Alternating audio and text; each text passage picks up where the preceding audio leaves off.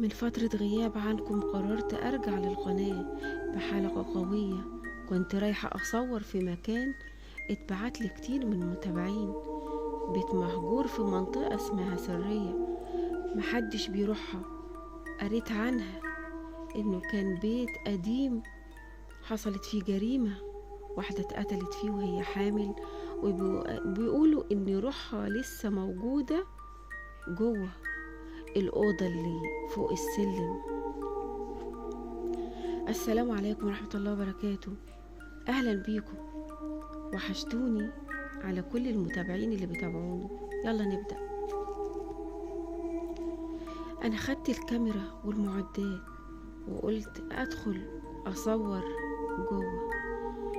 الدنيا كانت حر، بس أول ما دخلت البيت حسيت ببرودة غريبة، مش برودة، لا برودة، كأن المكان ميت، كأني مفيهوش روح.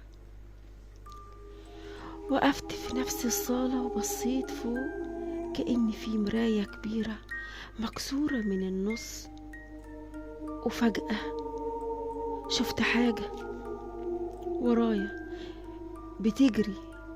لفت بسرعة، مفيش حد. الكاميرا كانت لسه بتسجل، بس لما رجعت اللقطة بعدين شفت انعكاس في المراية بيتلفت ورايا، بس أنا في الحقيقة ما كنتش اتحركت. طلعت الدور التاني، والباب اللي على اليمين كان مفتوح نص فتح. قربت الباب قفل لوحده في وشي.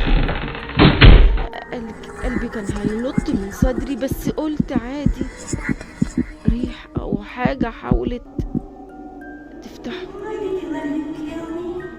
حاولت افتحه تاني، مفيش.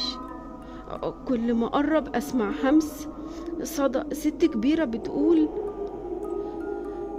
هو وعدني انه هيرجع لي ابني، انت جاية مكانه. ما عرفتش اتحرك، جالي رعشة في رجلي،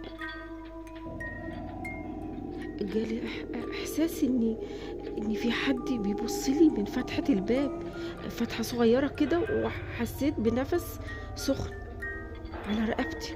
وبعدين سمعت صرخة من جوه الأوضة، صرخة مش طبيعية زي صوت طفل صغير بيعيط، وبعدين هدوء تام.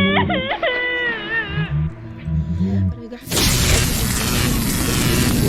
مثل حسيت اني بخبط في حد مش مريء، جسمي اتشل. وسمعت صوت بيقول لي: ما تقوليش، خليهم ينسوا زي ما نسيتي نفسك.